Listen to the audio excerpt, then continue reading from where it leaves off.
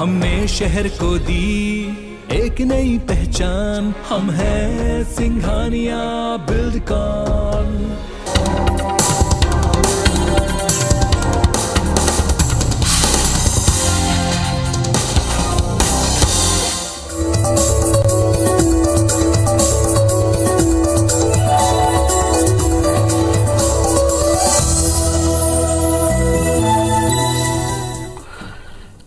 नमस्कार, मैं हूं पीएस त्रिपाठी और आप देख रहे हैं हमारा विशेष कार्यक्रम सितारे हमारे। आप सभी दर्शकों का इस कार्यक्रम में स्वागत। दोस्तों, आज बात करेंगे आज के पंचांग की, व्रत त्योहार की, साथ ही में आपको आपका राशिफल भी बताएंगे। इसके अलावा आपके फोन कॉल्स होंगे, आप सीधे फोन करके अपने प्रश्न पूछ सकते हैं। हमारा फोन नंबर है 07714008777। अब से आधे घंटे तक लगातार ये फोन लाइन खुली रहेगी और हमें आपके फ़ोन का इंतज़ार रहेगा। तो चलिए कार्यक्रम की शुरुआत करते हैं, जानते हैं आज का पंचांग। आज शुभ संवत 2078 शक 1943, सूर्य उत्तरायण का, माघ महीने के शुक्ल पक्ष की त्रयोदशी तिथि है और दिन रविवार।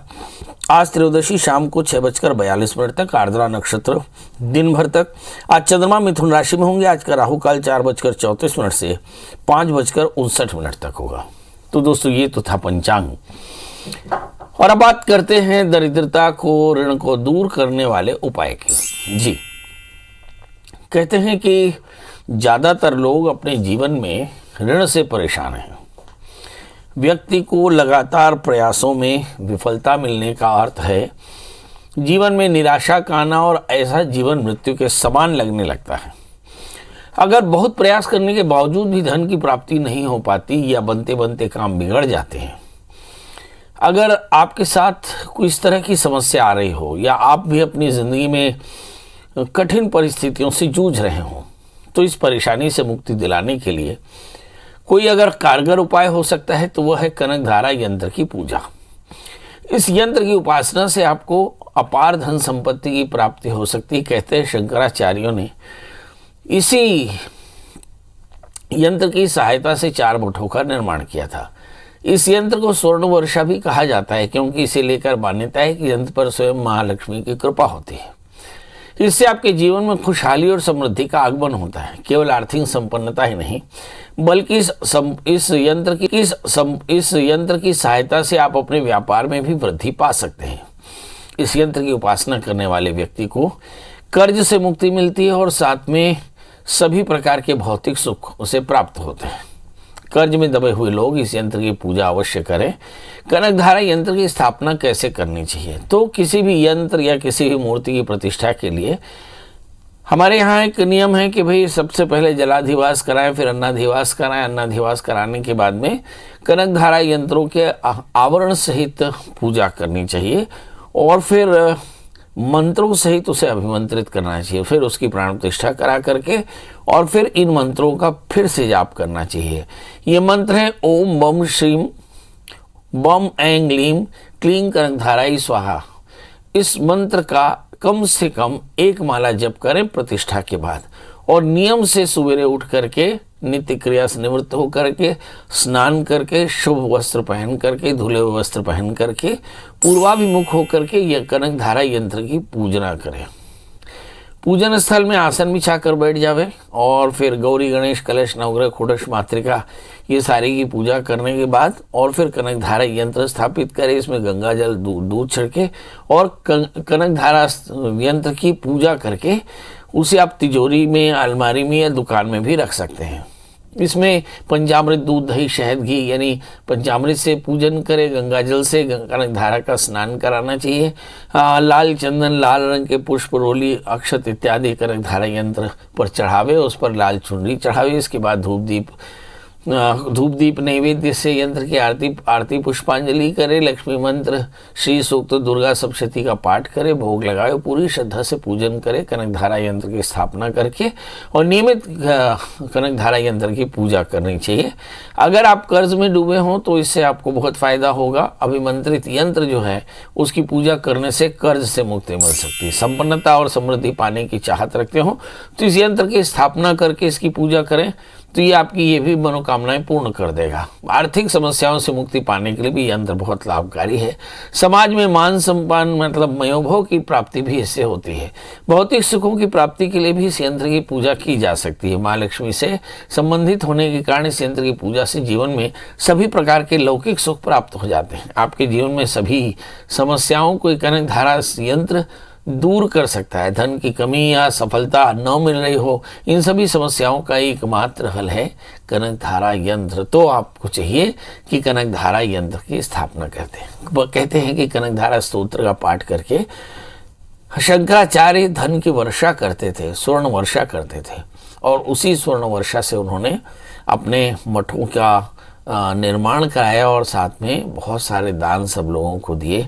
तब से ये कनक धारा ये जो स्तोत्र है वो बड़ा महत्वपूर्ण हुआ। कनक धारा यंत्र ये शंकराचार्य के द्वारा निर्मित है, इसलिए बड़ा महत्वपूर्ण है।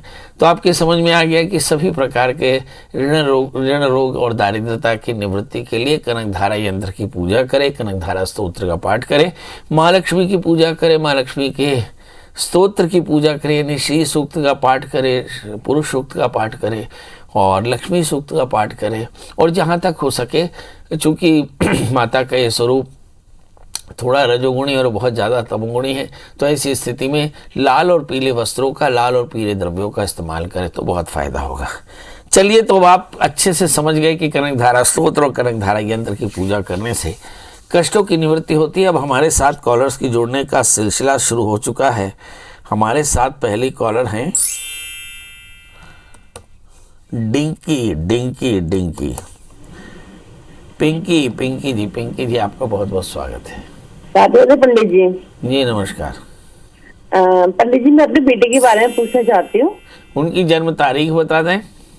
13 दिसंबर 2009। 16 दिसंबर 13 दिसंबर 13 दिसंबर जी। हाँ 2009। अच्छा, और जन्म समय? जन्म समय है उसका 9/13 रात के। और जन्म स्थान? अलीगढ़। बताइए क्या जानना चाहती हैं? पंडित जी, इसकी पढ़ाई के बारे में। इसे गुस्सा भी बहुत ज्यादा आता है। क्या आता है? गुस्सा बहुत आता है? जी जी। गुस्सा ऐसा कोई है जिसे नहीं आता हो? ऐसा किसी व्यक्ति को आपने देखा? नहीं, इसको पंडित जी ज्यादा आता है। एक तो नॉर्मल होता है कि जरा थोड़ी देर में ठंडे हो जाते हैं, लेकिन इसको बहुत ज्यादा आता है। चलिए, तो एक तो पढ़ाई देखनी है, एक तो गुस्सा देखना है, एक तो देखना है कि इसकी एकाग्रता नहीं है, एक तो देखना है इसको पेट में कॉन्स्टिपेशन होता है, एक तो देखना है कि इसको सर्दी बार बार हो जाती है, एक तो देखना है कि इसको एलर्जी बहुत है ना, एक तो देख रहे हैं कि इसको स्किन में प्रॉब्लम होती है। सवाल ये है कि इन सब की परेशानियों का समाधान क्या है। ये देखते हैं इस बच्चे का जन्म लग्न कर्क है और इसकी जो राशि है वो तुला है, नीचस्थ मंगल लग्न में बैठे हैं। इसके चलते सर्दी, कफ, साइनस, थ्रोट इन्फेक्शन और डस्ट, स्मोक, स्मेल से एलर्जी, पेट में कॉन्स्टिपेशन और स्वभाव में एंग्जाइटी एक स्वभाव है। इसके अलावा तृतीय बुध छठे स्थान में राहु से आक्रांत होकर बैठ गए, तो थोड़ा सा आत्मबल में कमी होना या मन में शांति नहीं होना, इसको हम लोग बोलते हैं मूड स्विंग। बहुत तेजी से नाराज हो जाना, ये सारी चीज़ें दिखाई पड़ती हैं, क्योंकि मन एवं मनुष्याणाम कारणम मंदमोक्षो, मन का स्वामी छठे स्थान यानी रोग स्थान में बैठ गया। इसलिए आमतौर पे ऐसे जातक मूड स्विंग के शिकार हो सकते हैं, खासकर जब लग्न में मंगल हो और बुध जो है वो छठे, आठवें, 12वें बैठ जाए, तो ऐसे व्यक्ति को पेट में तकलीफ और गुस्सा बहुत ज़्यादा हो सकता है। अब सवाल क्या है? जो समाधान है वो इस सवाल के अंदर ही छुपा हुआ है। मतलब बच्चे को गुस्सा ना आए, इसके लिए आप इसको किसी अच्छे डॉक्टर से दिखाएं और इसके एलर्जी का ट्रीटमेंट कराएं। आमतौर पे मुझे ऐसा लगता है कि कुछ अच्छे डॉक्टर्स हैं होम्योपैथ जो इस एलर्जी का ट्रीटमेंट कर सकते हैं, तो एक अच्छे होम्योपैथ से इसकी दवा कराएं, तो इसका गुस्सा और इसका पेट का तकलीफ खत्म हो जाएगा। और अब आप सोचिए कि पंडित जी से आपने कुछ पूछा है, तो पंडित जी के लिए भी कहें तो एक 8 कैरेट का इटालियन मूंगा, 4 कैरेट का सच्चा पुखराज आप इसे पहना दें और बच्चे से कहें कि मंगल का व्रत किया करें, नमक तेल का त्याग किया करें, मंगल स्तोत्र की पूजा या फिर हनुमान जी का दर्शन, हनुमान जी की पूजा किया करें, तो आप देखेंगे कि बच्चा आगे चल करके बढ़िया हो जाएगा। जीतराम जी हैं। जीतराम जी, आपका बहुत बहुत स्वागत है। बताइए क्या जानना चाहते हैं? हाँ पंडित जी प्रणाम। एकदम प्रणाम दा। बता कैसे याद करें? याद बहुत आते ना महाराज। मोर याद बहुत आते अब्बड़ तब उस समय जो बात कर रहे हैं लड़का के थोड़ा डेट थोड़ा गलत बोल पा रहे हैं महाराज। ले तो अभी बता देना, सही वाले बता हाँ, दे। अभी बता देना 16/9/2006 और जन्म समय 7 बजे सुबह और जन्म स्थान खरियार उड़ीसा। कहा जानना है गा? एकर करियर के बारे में महाराज की पढ़ाई लिखाई एकर बहुत। ये लड़का के एक लड़की है का? लड़का है महाराज। अच्छा, पढ़ाई कब का करत है? पढ़ाई है अभी 10वीं में। 10वीं में है? जी जी जी। चलिए 10वीं में लड़का है। अब सवाल यह है कि इसका करना क्या चाहिए। इस बच्चे का जन्मलग्न कन्या है, राशि इसकी मिथुन है। इस वक्त अगर पिता की कोई ज़्यादा चिंता की बात होगी तो बच्चा अगले साल सब्जेक्ट कर लेगा। ये भी देख लेते हैं। इस बच्चे का जन्मलग्न कर्क है, राशि इसकी जन्मलग्न कन्या है, राशि इसकी मिथुन है, 11वें स्थान में शनि है। पेट की तकलीफ स्वभाव में हो सकती है। लग्न में मंगल है, आतुरता यानी एक्साइटमेंट थोड़ा सा ज़्यादा हो सकता है। इस समय जो 2017 से 19 का समय गया ये काफ़ी तनाव भरा था। इस बच्चे ने बहुत अच्छी पढ़ाई नहीं की। 2019 से 20 बढ़िया किया, 2020 से 21 और भी अच्छा कर रहा है और 2021 से 22 बहुत अच्छा कर रहा है। तो मेरी तरफ से शुभकामनाएं। बच्चा बहुत बढ़िया पढ़ाई कर रहा है, मगर दिसंबर 2022 यानी जब ये सब्जेक्ट चुन लेगा उसके बाद इसकी पढ़ाई बहुत गंदे तरीके से प्रभावित होने वाली है। और उसके बाद शनि की महादशा शुरू हो जाएगी और शनि की महादशा फिर 3 साल चलेगी कम से कम। तो करीब ये सोचिए 3 साल ये और 3 साल वो, 6 साल का समय। इसका मतलब ये हुआ कि बच्चा 11वीं 12वीं और उसके बाद में 4 साल और, मतलब इसका ग्रेजुएशन तक काफ़ी ज़्यादा बाधित होना है। सवाल यह है कि करेंगे क्या आप। जब राहु इस बच्चे की जन्म कुंडली में 7वें स्थान में है तो इसे बहुत एकाग्रता से पढ़ने के लिए कहें, बहुत ज़्यादा दोस्ती न करे, चित्त को एकाग्र रखें। और आपकी ज़रूरत है कि भाई आप समय समय पे इसके लिए रुद्राभिषेक कराते रहें। और जब शनि की दशा हो तो फिर शनि की शांति के लिए शनि मंत्रों का जप कराते रहें। हर 6-6 महीने में बहुत ज़रूरी होगा, तभी इस बच्चे का करियर काफ़ी अच्छा होगा। इस बच्चे का जन्मलग्न कन्या है तो इसको एक 4 कैरेट का अच्छा सा पन्ना और 4 कैरेट का ओपल धारण कराएं। और फिर कोई ज़्यादा तकलीफ हो तो मुझे कॉल कर लें पर्सनली, आपके कॉल का इंतज़ार रहेगा। हमारे साथ अगली कॉलर हैं प्रीति जी। प्रीति जी आपका बहुत बहुत स्वागत है। बताइए क्या जानना चाहती हैं? नमस्ते पंडित जी। एकदम नमस्ते। बताएं डेट ऑफ बर्थ। हाँ जी, 6/11/71। ये आपका है? जी। जन्म समय बता दें। सुबह 9:07 और जन्म स्थान बता दें। उज्जैन। जी प्रीति जी क्या जानना चाहती हैं? सर मैं ये जानना चाहती हूँ कि मेरी शादी नहीं हो पा रही है और तृतीयेश और चतुर्थेश का सप्तम में होना और सप्तम का लग्न में होना, ये क्या मतलब रखता है? और क्या मेरी शादी विदुर या तलाकशुदा से होगी? एक बार फिर से बोले, जो पहला लाइन बोला था आपने, सप्तम में होना। सर मेरी शादी नहीं हो पा रही है और तृतीयेश और चतुर्थेश का सप्तम में होना, सप्तम का लग्न में होना, ये क्या मतलब रखता है? और क्या मेरी शादी विदुर या तलाकशुदा से होगी? बहुत बढ़िया प्रश्न। हेलो। अभी आप करती क्या है? जी मैं कुछ नहीं करती, मैं घर पे ही हूँ। और ज्योतिष होतिष का ये लग्नेश चतुर्थेश लग्न सप्तम, ये तो बड़ी अच्छी टर्मिनोलॉजी कि आप सीखे हैं ज्योतिष होतिष। सर मैं आपको ही सुनती हूँ समझती हूँ इसलिए पूछ रही हूँ। आप तृतीयेश का बहुत महत्व बताते हैं ना। ये तो खतरनाक है भाई। हमारे चेले लोग हमारे ही कान काट रहे हैं, बड़ा मुश्किल है। चलिए आपने प्रश्न बड़ा ज़बरदस्त किया है, जवाब भी बड़ा ज़बरदस्त है, बिल्कुल सही जजमेंट है आपका। लग्नेश चतुर्थस्थ हो और चतुर्थेश सप्तमस्थ हो, या फिर शनि किसी भी अवस्था में सप्तम भाव पर पूर्ण दृष्टि रखता हो, किसी भी अवस्था में, या सप्तमेश पर उसकी पूर्ण दृष्टि रहती हो, तो एक बात जाने रहना चाहिए कि इसकी लाइफ में शादी एक इनोवेशन रहेगा।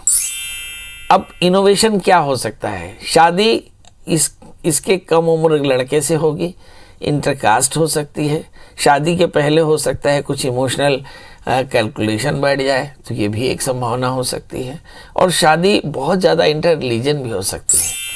इसमें शादीशुदा से भी शादी हो सकती है।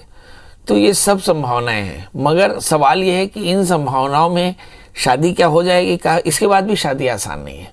तो शादी से पहले एक छोटा सा कुंभ विवाह कराइए, किसी भी अच्छे पंडित जी से बोल करके।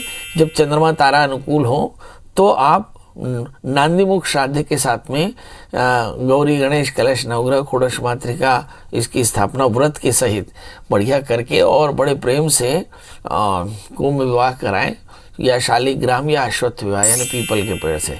ये ऐसा कराएं तो आप देखेंगे कि बहुत जल्दी शादी हो जाएगी। इसके अलावा आप एक अच्छा सा 4 कैरेट का पुखराज और मोती धारण करें, सोमवार का व्रत किया करें, भगवान शिव और शिवा की उपासना किया करें, तो शादी भी होगी, आगे दाम्पत्य जीवन में बढ़िया होगा।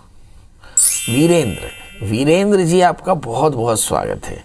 बताइए क्या जानना चाहते हैं जी? बच्चे के बारे में जानना चाह रहा था जी। बच्चे के बारे में जानना है? जी जी जी जी, बताइए बच्चे की डेट ऑफ बर्थ। 20/11/2012। 20/11/2012 और जन्म समय 1:45। ये क्या हुआ, दोपहर का, रात का? दोपहर का। जन्म स्थान डौंडी लोहारा? नहीं, खाली डौंडी। ये कहाँ पे है?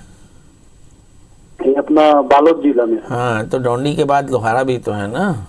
जी जी, वो डौंडी लोहारा अलग है, डौंडी अलग। बालोद में ही तो है ना?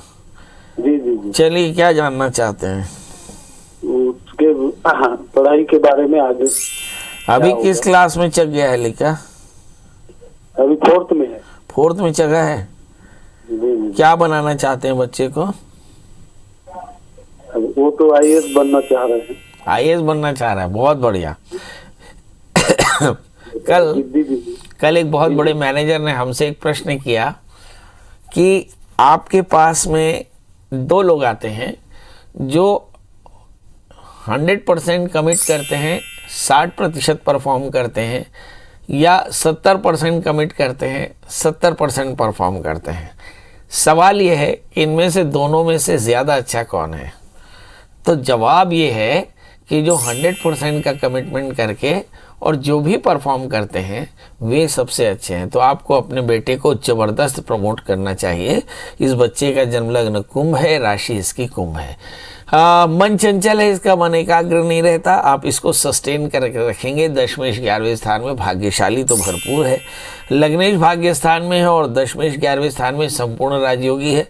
थोड़ा भी अगर मेहनत किया तो ये बहुत आगे जाएगा, क्योंकि इस पास ऊर्जा भी है पर एकाग्रता नहीं है। एकाग्रता के लिए आपको नित्य हनुमान चालीसा का पाठ करने को इसे मोटिवेट करना होगा। 12 यानी इस वक्त ये बच्चा 10 साल का यानी क्लास 6 में होगा। 4 साल बाद ये बच्चा 10th में पहुंचेगा, मतलब 2026 के आसपास में ये बुध की दशा मतलब साइंस लेगा। और फिर इसके बाद में ग्रेजुएशन में हम देखते हैं कि 2026 5/31 और ये इसके बाद सूर्य की दशा, मतलब ये बहुत जल्दी बहुत कम एज का अच्छा IAS अफसर बन जाएगा। बस उसकी ट्रेनिंग आज से ही स्टार्ट कर दें, आज से ही उसे UPSC के लिए तैयार करें, तो आप देखेंगे बच्चा बढ़िया कर लेगा। अब सवाल यह है कि पंडित जी कोई ग्रह ऐसे भी हैं जिसमें कोई बाधा आ सकती, जरूर आ सकती है। रोगेश लग्न में बैठे हैं जिसके चलते मन चिंतित रहता है, मन अनेकाग्र रहता है, व्यग्र रहता है। इसके लिए उस बच्चे को नित्य हनुमान चालीसा का पाठ कराएं और इस बच्चे को एक 4 कैरेट का पन्ना, 4 कैरेट का उपल पहनाएं। आपका बेटा जरूर IAS बनेगा जी। अब आपसे विदा लेने का समय। जाते जाते वही एक बात कि खुश रहें, व्यस्त रहें, मस्त रहें।